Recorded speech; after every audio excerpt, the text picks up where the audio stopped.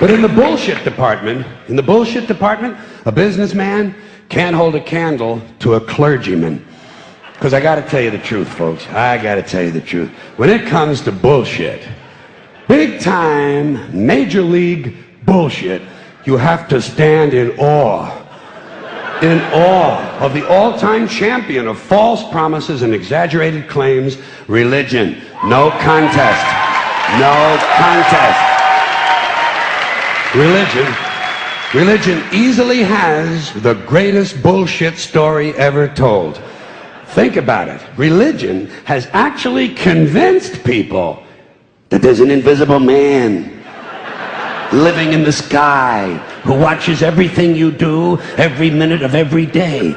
And the invisible man has a special list of 10 things he does not want you to do. And if you do any of these 10 things, he has a special place full of fire and smoke and burning and torture and anguish where he will send you to live and suffer and burn and choke and scream and cry forever and ever till the end of time. But he loves you.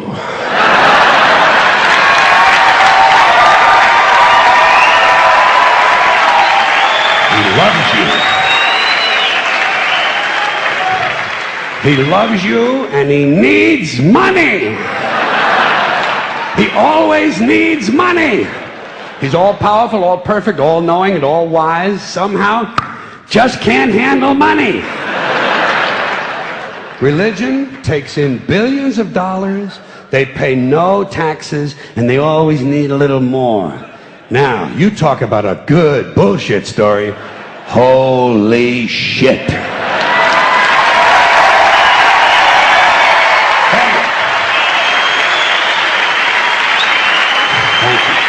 But, thank you. Thank you very much. But I want you to know something. This is sincere. I want you to know, when it comes to believing in God, I really tried. I really tried. I tried to believe that there is a God who created each of us in his own image and likeness, loves us very much, and keeps a close eye on things. I really tried to believe that, but I gotta tell you, the longer you live, the more you look around, the more you realize something is fucked up. Something is wrong here. War, disease, death, destruction, hunger, filth, poverty, torture, crime, corruption, and the ice-capades. Something is definitely wrong. This is not good work. If this is the best God can do, I am not impressed. Results like these do not belong on the resume of a supreme being. This is the kind of shit you'd expect from an office temp with a bad attitude. And just between you and me, in any decently run universe, this guy would have been out on his all-powerful ass a long time ago. And by the way, I say this guy because I firmly believe, looking at these results, that if there is a God, it has to be a man. No woman could or would ever fuck things up like this.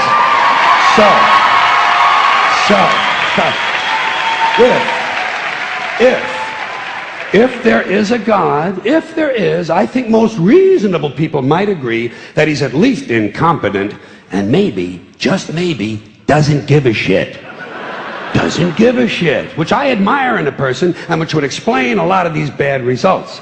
So rather than be just another mindless religious robot, mindlessly and aimlessly and blindly believing that all of this is in the hands of some spooky, incompetent father figure who doesn't give a shit, I decided to look around for something else to worship, something I could really count on. And immediately, I thought of the sun. Happened like that.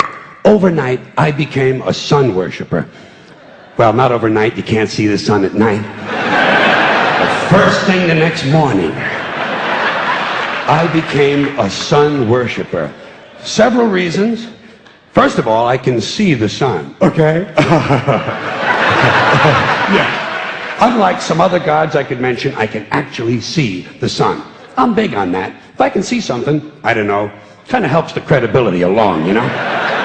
So every day I can see the sun as it gives me everything I need: heat, light, food, flowers in the park, reflections on the lake, an occasional skin cancer, but hey, at least there are no crucifixions, and we're not setting people on fire simply because they don't agree with us. Sun worship is fairly simple. There's no mystery, no miracles, no pageantry, no one asks for money, there are no songs to learn, and we don't have a special building where we all gather once a week to compare clothing. And the best thing about the sun, it never tells me I'm unworthy. Doesn't tell me I'm a bad person who needs to be saved. Hadn't said an unkind word. Treats me fine. So, I worship the sun. But I don't pray to the sun. Know why? I wouldn't presume on our friendship. It's not polite. I've often thought people treat God rather rudely, don't you? Asking trillions and trillions of prayers every day, asking and pleading and begging for favors. Do this, give me that, I need a new car, I want a better job. And most of this praying takes place on Sunday, his day off. It's not nice, and it's no way to treat a friend. But people do pray, and they pray for a lot of different things. You know, your sister needs an operation on her crotch. Your brother was arrested for defecating in a mall. But most of all, you'd really like to fuck that hot little redhead down at the convenience store. You know, the one with the eye patch and the club foot, huh? Can you pray for that? I think you'd have to. And I say, fine, pray for anything you want. Pray for anything. But what about the divine plan? Remember that? The divine plan. Long time ago, God made a divine plan. Gave it a lot of thought, decided it was a good plan, put it into practice. And for billions and billions of years, the divine plan has been doing just fine. Now you come along and pray for something. Well, suppose the thing you want isn't in God's divine plan. What do you want him to do? Change his plan? Just for you? Doesn't it seem a little arrogant? It's a divine plan. What's the use of being God if every rundown schmuck with a $2 prayer book can come along and fuck up your plan? And here's something else, another problem you might have. Suppose your prayers aren't answered. What do you say? Well, it's God's will. Thy will be done. Fine, but if it's God's will and he's going to do what he wants to anyway, why the fuck bother praying in the first place? Seems like a big waste of time to me. Couldn't you just skip the praying part and go right to his will? It's all very confusing. So to get around a lot of this, I decided to worship the sun. But, as I said, I don't pray to the sun. You know who I pray to? Joe Pesci.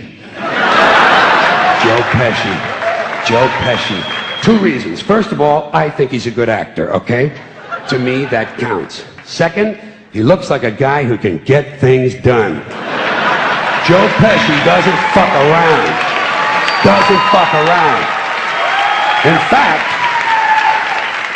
In fact, Joe Pesci came through on a couple of things that God was having trouble with. For years, I asked God to do something about my noisy neighbor with the barking dog. Joe Pesci straightened that cocksucker out with 1 visit. It's amazing what you can accomplish with a simple baseball bat. So I've been praying to Joe for about a year now, and I noticed something. I noticed that all the prayers I used to offer to God and all the prayers I now offer to Joe Pesci are being answered at about the same 50% rate.